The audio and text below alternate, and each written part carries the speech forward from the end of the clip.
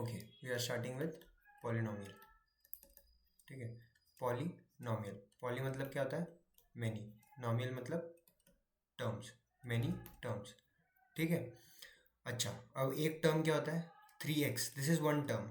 अगर आप इसके साथ 4x भी लिख दोगे, this is still a one term. ठीक है, क्योंकि ये 7x ऐसा लिखा जा सकता है. ठीक है, this is still a one term. अब सिमिलरली अगर मैं लिखूंगा 3x² प्लस 3x, ये दो अलग टर्म्स हो गए. इनको मैं एज अ वन टर्म नहीं लिख सकता. क्यों नहीं लिख सकता? भले ही मैं कॉमन में ले लूँ. देखो 3x भले ही मैं कॉमन में ले लूँ, फिर भी क्या होगा? x+1 होगा. सो सिंगल टर्म में नहीं लिखा जा रहा ना, दो बार आ रहा है x, राइट?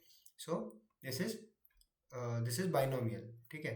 ओके, मोनोमियल मतलब क्या होता है?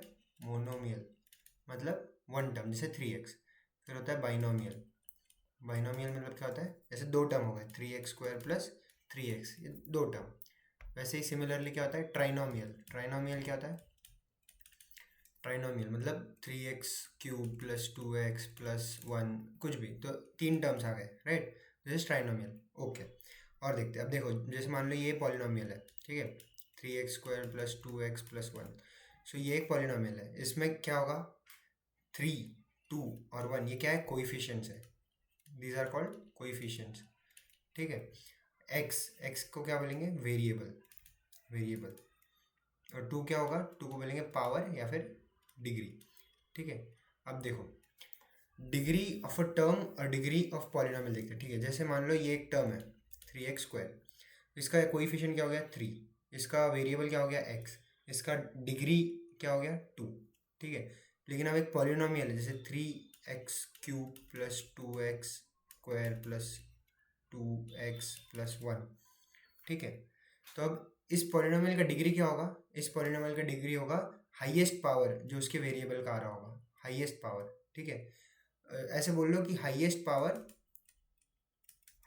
Power of any term in that polynomial. Any term in that polynomial. ठीक है. जैसे ये पॉलिनोमियल है 3x³ plus 2x² plus 2x plus 1.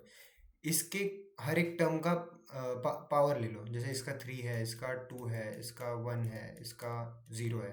ठीक है. इसको कांस्टेंट कोएफिशिएंट भी बोलते हैं. ठीक है, कांस्टेंट पॉलिनोमियल भी बोलते हैं. तो 1 x⁻0, ऐसा है ना. हमने देखा था ना लॉज ऑफ एक्सपोनेंट्स. x⁻0 क्या होगा? 1 होगा. a⁻0 क्या होगा? 1 होगा, राइट? तो ये 1 हो गया. 1 into any number is that number itself. 1 into any number is the number itself. So ये अगर 1 है तो 1x⁻0 भी लिखा जा सकता है. अगर 7 होता तो 7x⁻0 भी लिखा जा सकता है. सो इस टर्म का डिग्री कितना हो गया? 0 हो गया, राइट?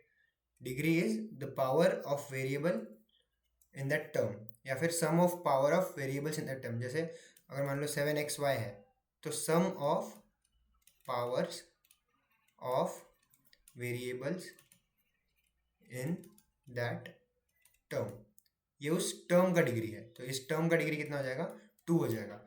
वैसे अगर मेरे को इस पॉलिनोमियल का डिग्री बोलना होगा, सो पॉलिनोमियल का डिग्री होगा highest power of any term in that. ठीक है. जैसे इस टर्म का 3, इस टर्म का 2, इसका 1 और इसका 0. समझ गए? तो इसका डिग्री क्या हो जाएगा? 3 हो जाएगा. जैसे और देखते हैं. मान लो ये इक्वेशन है 7x³ plus 4x² plus 2xy³ plus 3y⁴. तो इसका डिग्री क्या होगा? इसका डिग्री, इसका इस टर्म का डिग्री क्या है? 4. इसका क्या है? 4. इसका क्या है? 4. इसका क्या है? 4. तो पूरे पॉलिनोमियल का डिग्री क्या होगा? Highest power of any term, और सबका सेम ही है, तो क्या होगा? 4. जैसे मान लो और एक एग्जाम्पल दे, 7x³ प्लस 2x² प्लस 1. इसका पावर क्या होगा? ये क्यूब है और यहाँ 1 पावर है, तो ये कितना हो गया? 4 पावर हो गया इसका. ठीक है. इसका कितना हो जाएगा? 2. इसका कितना हो जाएगा? 0. सो यहाँ पे भी डिग्री क्या हो जाएगा इस पॉलिनोमियल का? 4 हो जाएगा. जैसे और देखते हैं. 7xy² x²y² ले लो.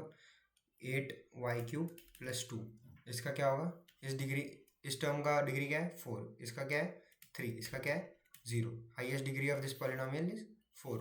Sorry, degree of this polynomial is 4. ठीक है.